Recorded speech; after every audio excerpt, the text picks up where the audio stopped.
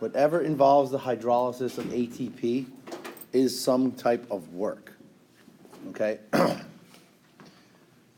And in some organisms, we can convert energy into light, and it's called bioluminescence, which is pretty cool, okay?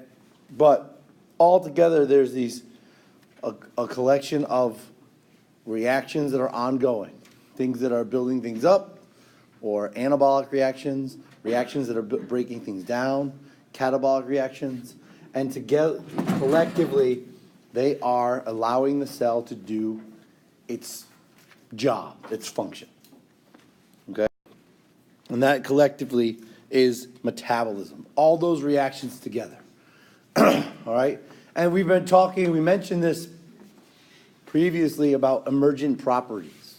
Metabolism is, again, emergent property, okay? And it arises when you have interactions among molecules, okay? So when enzyme interacts with its substrate, those molecules interact and it does something. That is an emergent property, right? If you don't have molecules interacting, then you're not going to have metabolism. So because we have this and the separation that's there, it allows for metabolic processes. Okay? Questions on metabolism. What do you remember from Friday about metabolism? Anabolic, catabolic. Anabolic, catabolic. Okay? And which one's anabolic? What do they do? Build things up. Build things up. And what else? What's the other one? Break things down. Okay? And which one of those, self high five back there? Good. I got you. All right. Which one of those absorbs energy? Anabolic reactions actually absorb energy, while catabolic reactions do what? Release energy. And what, in terms of energy, what are we talking about? Think about the cell, and what are we talking about in terms of energy? ATP. Okay? So that's really what we're going to be concerned about talking about metabolism, is the usage, the utilization, right, or production of ATP, so the cell can do other work. Right? Usually these reactions are linked, okay? And there's what we call a metabolic pathway. So if you go from one thing to another thing, say we're going to have an anabolic reaction. I'm going to build something up, all right? I'm going to start with one amino acid and continue to build and add amino acids until we get to a protein, okay? That is an example of the type of metabolic pathway we're going to have, all right? But in real sense, let's think about it in what you're going to be utilizing this week in lab is breaking down glucose, right, in cellular respiration, breaking down one substrate into smaller parts, or moving it from, and as that's happening, there are enzymes that are catalyzing reactions, but we're going from, say, the input from cellular respiration is acetyl-CoA, right? It's a 2-carbon molecule that comes in and binds with another 4-carbon molecule. And so then from there, that 6-carbon molecule is altered along the cycle, and then it produces, as it's altered, it produces CO2. It also produces lots of reduced molecules that are used to produce ATP. All right? But what one thing about the cycle that is important? So if we start with, say, this product A, and it goes to B, C, D, and E, right? What happens? It's a cycle, right? But do we ever go backwards? We never go backwards, all right? And so that's the characteristic of these metabolic pathways, is that they really never go backwards, all right? We've been hearing about in, excuse me, in chemistry probably that at some point reactions reach equilibrium and they go the same rate backwards and forwards, right? But what about A to B in this cycle do you recognize? See, B is the substrate for the next reaction, right? So what will that always have? As long as you have A coming in, B is always going to be produced, and then B is going to be the substrate for the next set of reactions, right? So this part right here, this reaction, A to B, will never reach equilibrium because B is always going to be utilized, right? See what I'm saying? So it's not just a straight A to B reaction, right? It's not just this. This doesn't accumulate. The products don't accumulate because they are now the substrates for the next reaction. Brett, you had a question? Oh, no, I was just you were asking a question, I was going to answer. Okay. Okay? So this is how it is. You have a starting molecule, you end up with a product, but you have a subsequent reactions in order, right? A to B to C to D. And B, the product of the first reaction becomes the substrate of the subsequent reaction. Okay? So the product B and product C up there, they will never reach equilibrium with their substrates, right?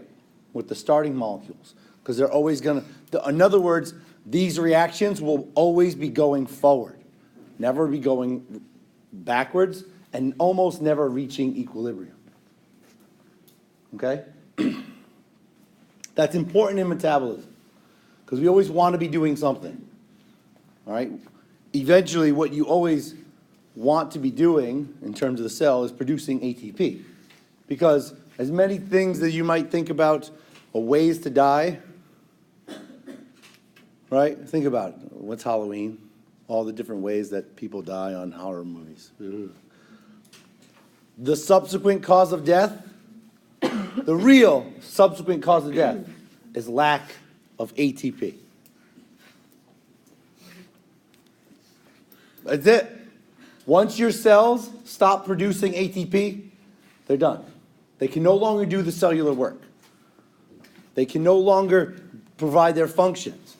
So, someone is asphyxiated. Why does he die? No more oxygen. No more oxygen to produce ATP in their cells, in their mitochondria, and death. Right? You could say that you have ATP is the second molecule of life. All right? So we talked about catabolic pathways and anabolic pathways. Catabolic pathways break things down and they release energy. Right? We're going to study cellular respiration as a catabolic pathway. There's going to be cellular respiration is a 3-part process that starts with the input of glucose and ends with the output of carbon dioxide, water, and ATP. All right? And it is a pathway. The first part, glycolysis, right? The second part, the citric acid cycle, and the third part, the electron transport chain. All right? It does not go backwards. Once glucose is broken down, it goes through. We can't go backward to glucose. So it never reaches equilibrium. Right? Anabolic pathways are the opposite. They consume energy to build complex molecules. Give me an example. What is besides what they have up here, give me an example of an anabolic pathway.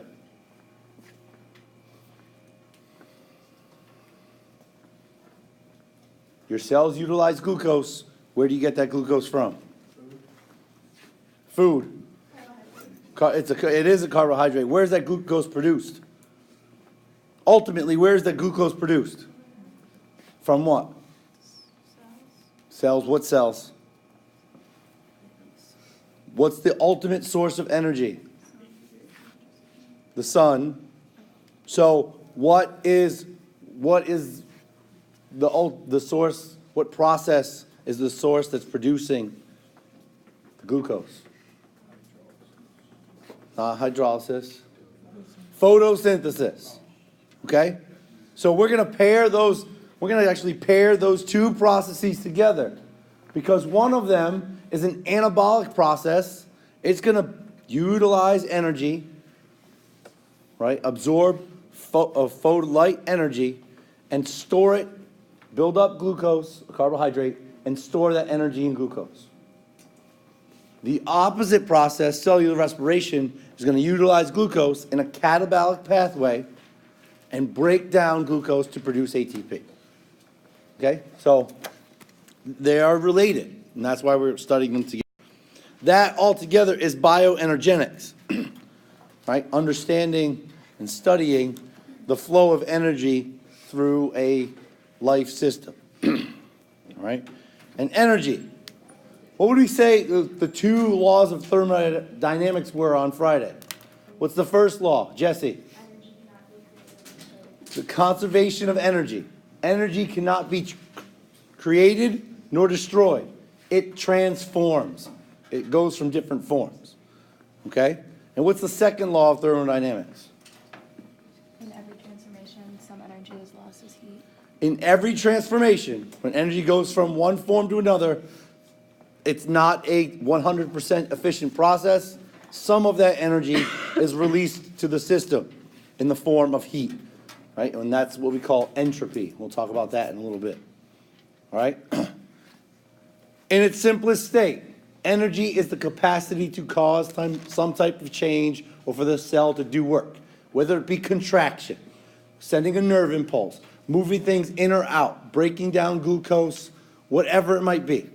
There's a small change that's done, okay, that's available to occur that allows from some cellular work to be done. Okay? Types of energy. All right? There's basically 3 types of energy. All right? And heat is a measurement of that. So we have kinetic energy is the energy of motion. Right? And everything has kinetic energy. Okay? It is, in terms of biology and in terms of chemistry, we talk about molecular motion, the movement of molecules of water or carbon dioxide or oxygen in space. All right? Thermal energy is kinetic energy that's associated with that random movement of atoms or molecules. Okay? The faster molecules move, right, the higher the thermal energy. Right, so the higher the temperature is a measurement of thermal energy. Higher the temperature of water, the faster the water molecules are moving. Okay? Heat. Heat is moving or is a type of energy where you're transferring it from one form, from one object to another. Right? So you put hot water on a stove, right? You turn the stove on. The electric energy is going through that coiled burner, right? Or through a gas stove, combustion of the gas, that energy is being released and being transferred. You're heating the water. It's being transferred from the stove to the pan, eventually to the water, right? So that's heat, transfer of energy from one object to another. And then finally we have what's called potential energy. Potential energy is stored. So it is energy that something contains based upon its location or structure. Okay? And in terms of biology, we're going to focus on location and structure. And in cellular respiration, we're talking about structure. Okay? Structure of chemical bonds between carbon molecules within glucose. That is producing potential energy, storing chemical energy in those bonds. All right, so chemical energy is potential energy available for release in a chemical reaction. When you have glucose, you have 6 carbon molecules. All right, and as you go through glycolysis, right? You're gonna break that 6 carbon sugar into 3 carbon sugars. 2 of those then go in, each of those go into the citric acid cycle, and they're broken down and produce more molecules, more reduced molecules that are then transferred to the electron transport chain to produce ATP. All right, so lots of different chemical reactions involved, but glucose that's been produced from photosynthesis is storing that energy, but that has to be released in this cellular respiration, that catabolic process. Okay? So it can be converted from one form to another. You skip that. Right? So here's example of potential energy. Right? So we have a diver at the top of the platform. Because of his location, right, he has stored potential energy. He dives off the platform. Now that potential energy has transformed from potential to kinetic and is released as he goes into the water. All right? And then when he climbs the ladder again, each step going up the ladder is increasing his potential energy based upon structure. Okay? So climbing up converts the kinetic energy and muscle movement to potential energy based upon structure. You can go through all the different parts. All right? But understanding this point of this picture is to show you the differences between potential and kinetic energy. Right? And potential energy is stored and can be transformed to kinetic energy when it is released. All right? We already talked about these laws of energy transformation in thermodynamics. Thermodynamics is the study of those energy transformations, going from potential to kinetic to chemical, etc. All right, and then the book talks about isolated versus open systems. All right, an isolated system, which we are not going to be too concerned with. You know who's concerned with isolated systems? Engineers. All right? And you're all not engineers. We're all going to be biologists at some point. So we're really concerned with open systems. Okay? In this case, we are not separated from our surroundings. We are influenced quite dramatically by our environment. All right? You sit outside in the sun.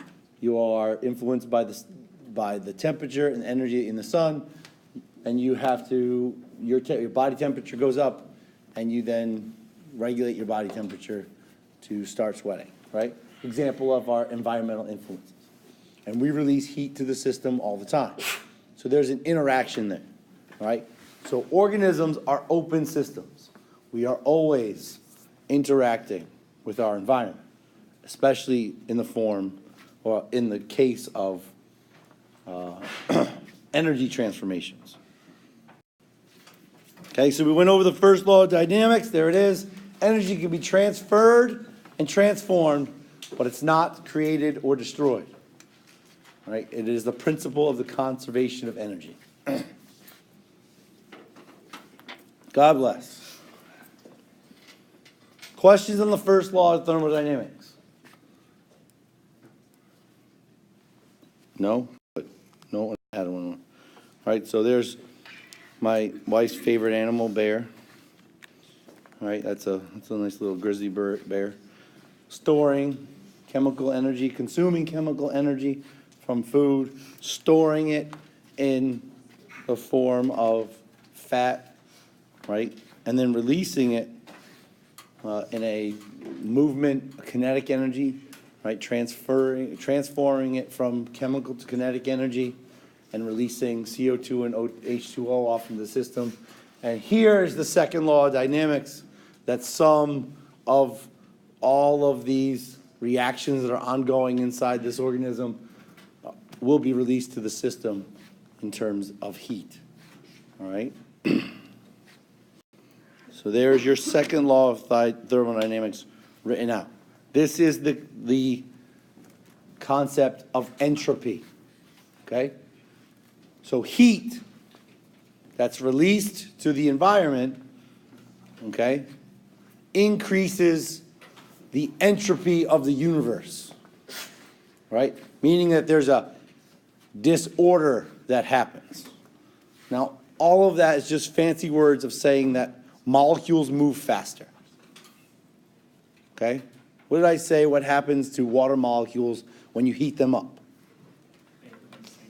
They get excited and they move faster, right? So if I'm heating water molecules and they move faster, whatever heat that I'm adding to the system is also going to make molecules move faster. And if they move faster, what happens to their order? Right? It becomes more disordered, right? If I set you all up in a line and said, do the conga line around the room, right? Hey, okay? And you all did it, and I was like, all right, go faster, go faster, go faster, go faster, go faster.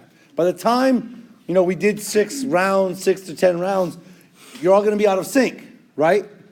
Because by going faster, I'm adding heat to the system, I'm increasing the entropy, eventually, I'm increasing the disorder of it, okay? So, a couple ways of looking at that. The thermodynamic law states that it's going to increase the entropy of the universe. How does it do that? By releasing heat to the system, to the environment. All right, that's all that means. Questions on that? Awesome. I'm like in the zone today. Okay? Oh. My throat's killing me, but what?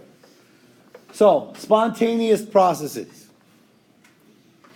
Some of these reactions that we're talking about happen on their own, right? Catabolic versus anabolic, all right? Some of them happen on their own. Or they happen spontaneously. They occur without any energy input. I don't have to do anything to it. It's going to happen on its own based upon the products and the reactants and the products of this reaction. Okay? So I don't have to put any energy into the system or any effort into, water, I don't know, being there. Okay? It's just, it is. Right? Some of these reactions will occur on their own. I put salt in a aqueous solution into water, the salt is going to dissolve. I don't have to do anything to it. Right? There's no energy that's expended there, one way or the other. Just based upon the interactions that are there, water, the polarity, it will start to dissolve. Okay? Now it says right here, for a process to occur without energy input, it must increase the entropy of the universe. Increase the entropy, how does that happen? Let's take that in a different way. For a process to occur without energy input, what will increase the entropy of the universe? If it's exothermic, which means what? It's going to release heat. Okay? It's going to release heat. All right? So here, I use the example of water, but we'll use a different one. Okay? Here is nice aqueous solution, H2O. And to that solution, I'm going to add NaOH. What's NaOH? It's a base. What type of base is it? It's a strong base, which means that when you put it in solution, it's going to separate completely to sodium ions and hydroxide ions. So I put it in solution, right? What happens they start to just dissociate. Did I add any energy to it? Nope. What happens? It releases heat. Okay? So when you put NaOH in solution, right? If you put enough in, you let it sit there, you can actually feel the water of the beaker get warmer. If you put enough in, it's gonna get hot. Okay? Hot to a point where you can't touch it. Okay? It's releasing heat. And where's the heat coming from? There's no bonds that are break. Well, I guess you could. The ionic bonds might not necessarily breaking, but what's happening? What's happening here? Now this is a solid that I put into this, and then it goes into solution as into a liquid. What has happened? Solid to a liquid. What's happened to the order of that molecule? Has it become more ordered or less ordered? Less ordered. Have I increased the entropy? Yes, I have. What has happened to, and to do that, I've released heat. I've increased entropy by increasing the disorder, or I made NaOH less ordered, and it releases heat. That's a spontaneous process. No work was put in, no energy was put in, it happens on its own. Okay? And it only happens on its own because it increases the entropy of the universe. Okay? So, we know cells are very ordered. Okay? And they create ordered structures from less ordered things. Let's think about it this way. CO2 plus H2O plus some light, that yields C6H12O6 plus water. Okay? What that is right there, that's light, not LiGH. Okay? Carbon dioxide plus water plus sunlight yields glucose and water. I know it's not balanced, and no, I don't care. Okay? The point of it is this. What's happened to those molecules? Have they become more ordered or less ordered? More ordered. And the cells do this. Okay? So photosynthetic cells and plants and other organisms take in carbon dioxide and water, utilize sunlight to put these things in a more ordered form, glucose, right? And then there's extra water left over. Okay?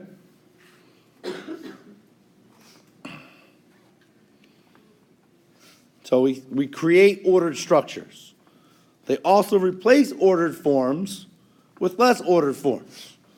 So C6H12O6, right, plus oxygen yields CO2 and H2O. In blue we have, in green is the equation for photosynthesis, making a more ordered form of carbon, hydrogen, and oxygen. In blue, you have the equation for cellular respiration, which is making a less ordered form of carbon, hydrogen, and oxygen molecules. That's all that is. We go from, we get more ordered to less ordered. All right? And the last line up there says energy flows in an ecosystem, into an ecosystem in the form of light. Here it is. Light. Okay? And the only thing we haven't put up there is how does it exit the system and return to the environment in the form of heat. Okay? So this relationship, you see how why these two things are studied together? All right? So we're going to do cellular respiration first, and then we're going to go into photosynthesis. Understand that these are processes that are directly related, right, based upon the bioex that we're talking about. Okay? Now, whether or not a reaction occurs spontaneously depends upon what that reaction is and what we call the free energy change of a reaction based upon the reactants and the products. all right? So biologists study this because they want to know if this is going to happen on its own or not.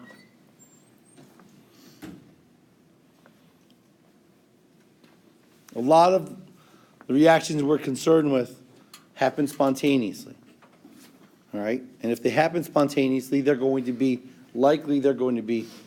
exergonic, all right? What that exergonic means is going to release energy in the form of heat. Most exergonic reactions are also exothermic, all right? And the opposite of that, endergonic reactions, reactions that require the input of heat to have it work, they tend also to be endothermic, or they take up heat. All right, but a system's free energy, G, right, is energy that can do work when temperature and pressure are uniform, as in a living cell. And it's going to get very chemistry in here for a while. So it is chemistry week, so we'll go with it. But, I don't want to be, I'm not going to ask you to calculate the free energy of a reaction and then tell me whether or not it happens spontaneously or not. This is to understand the concept that's underlying this, okay? In order for a reaction to happen spontaneously, the free energy of the reactants and the products have a certain relationship, okay? So this is what that relationship is. The change in free energy during a chemical reaction is the difference between the free energy of the final state and the free energy of the initial state. Get that? Good, repeat it. Tell me what that means. It's just the difference, right? So we have the energy state of the reactants and the energy state of the products. Okay? Which one is going to be, are the products going to be more or less ordered than the reactants? If the reactants have more free energy, and meaning that they're kind of a little unstable, and the products are more stable and have less free energy, that reaction will proceed spontaneously, right? It'll have a negative G, okay? So processes with a negative G, negative delta G, or the difference between final and initial, will happen spontaneously, right? So if the final state are more stable and have less energy, let's say there is 6, minus the initial state, which is 12, 6 minus 12, last time I did addition was what? Negative 6. What's the delta G is what? Is it negative or positive? Negative. So this process happens spontaneously, right?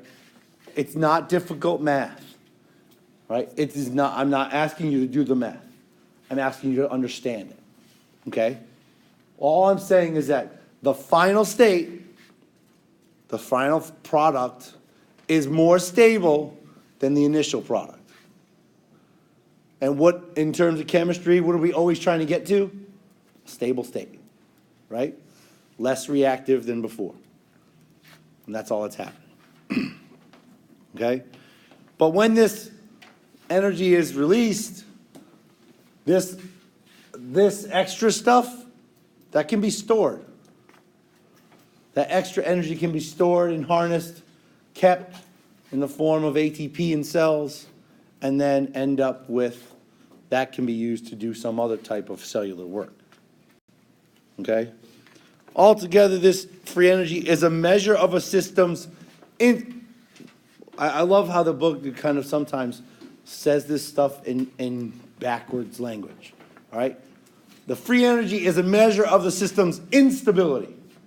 Let's say it a different way. A measurement of the system's stability. Is it stable or not? Okay?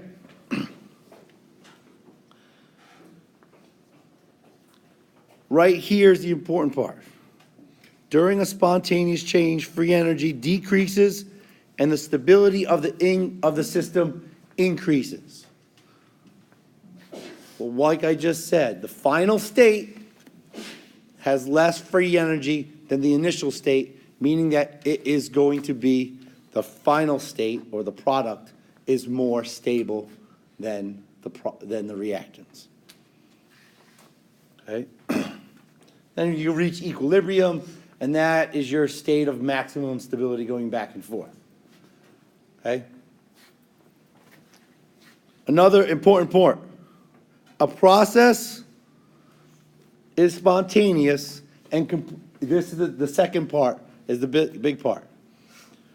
Can perform work only when it is moving toward equilibrium. Right? So if I have my A to B, and this is a spontaneous process, right? I'm going to release, energy is going to be released in this process, but eventually it's always, A is always going to go to B until we reach equilibrium, then we're going to go back and forth, right? And once we're going back and forth at equilibrium, there's no free energy or excess energy that can be stored. Correct? You understand what I'm saying?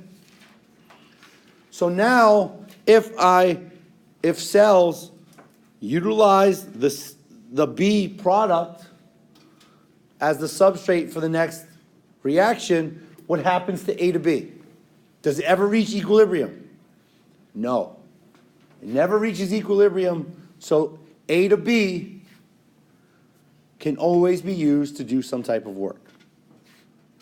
Right? This is the basis for why we have these metabolic pathways. Okay? Always going towards equilibrium, always a spontaneous process. It can perform work, and we can store the energy in the form of ATP. Okay, and there's some examples of free energy, spontaneous changes, right, and what's happening. And I don't know, you need to go. All right, and then let's look at the terms of free energy and metabolism.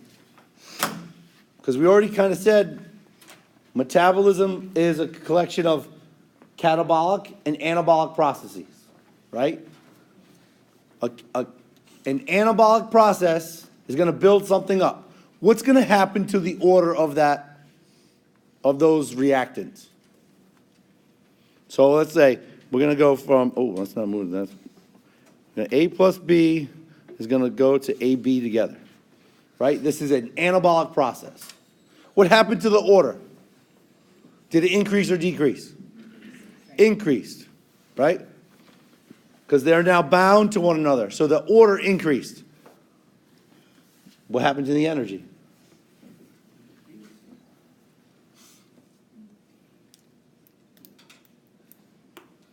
And everyone's like, decrease? If you increase the order, we take heat out of the system, right? Right. So we're taking heat out of the system.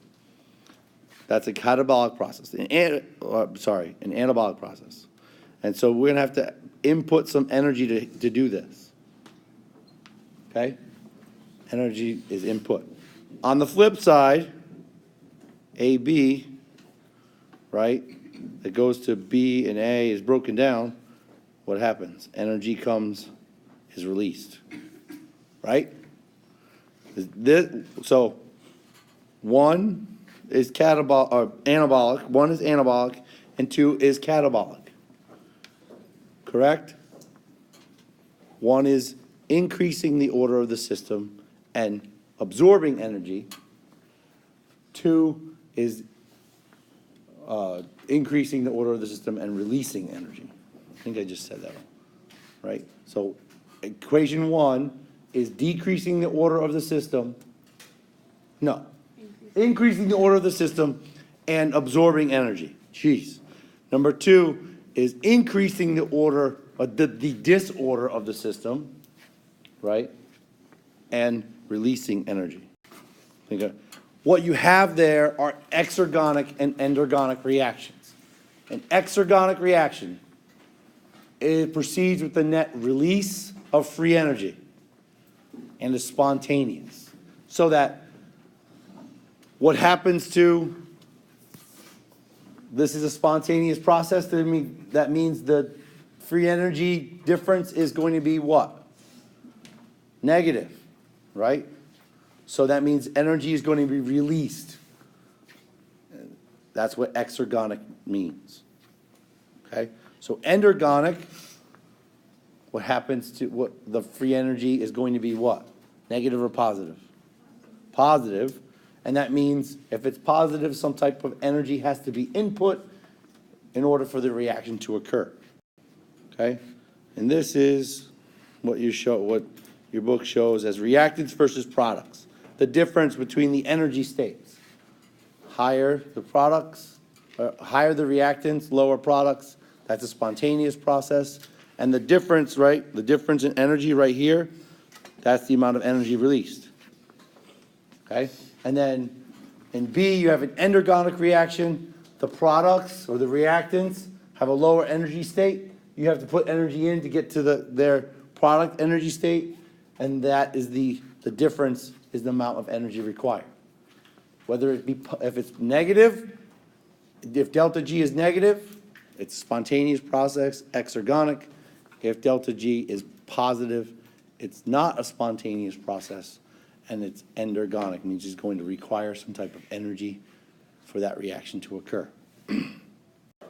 Right, there's your endergonic reaction, absorbs free energy from its surroundings, and is non-spontaneous. Delta G is positive.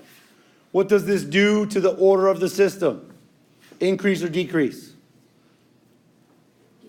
It decreases it increases the order or decreases the disorder. It's a very confusing way to keep saying things. I know, but they're going to go back and forth with it. All right, so the order of the system, it's going to decrease the disorder. All right, because we're going to build something up by putting some energy in. Okay?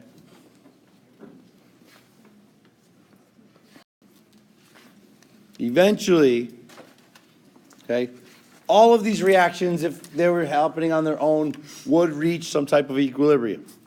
Okay? But the second bullet point up there is what I've been mentioning. Cells are not in equilibrium, they are in open systems. So things are moving in and out all the time. Okay? And the third part is that in metabolism, these reactions never reach equilibrium, so they can always go in one direction, right? And usually always flow spontaneously. Okay? If it reaches equilibrium, there's no difference, there's no release of energy, and cells cannot store that energy in the form of ATP. Right? So we do not want the cells to reach equilibrium.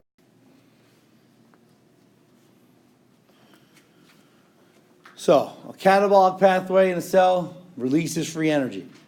Going to break something down, right? Separate two parts. Increase the disorder of the system, okay, by releasing energy. And usually this is in a series of reactions, right? Such as cellular respiration is a series of reactions, right? And we can look at, the book likes to use these closed and open hydroelectric systems as analogies, right? This is what it looks like. Here's the closed system, right? So if I isolate this reaction from occurring, eventually it's going to reach equilibrium, right? This is at equilibrium. Any work being done? No, we're not turning the turbine, okay? But if I open the electric system, I'll always have a flow of water in this case, or a flow of reactants to products, and the products are always going to be a lower energy state. So this reaction is always going to move in one direction. And if that product then is utilized and lost to the system, or the product is broken down, it never reaches equilibrium, I'm always going to have some type of cellular work. And cells do this by coupling reactions in order. So reaction 1 goes from reactant A to product B. Reaction 2, let's write this. So here's reaction 1, 2, and 3. This goes from A to B, B to C, and C to D. These three reactions never reach equilibrium, therefore they always have the capacity to do some type of work and be spontaneous. That's what metabolic pathways do so that they can always proceed and continue to produce ATP. Questions?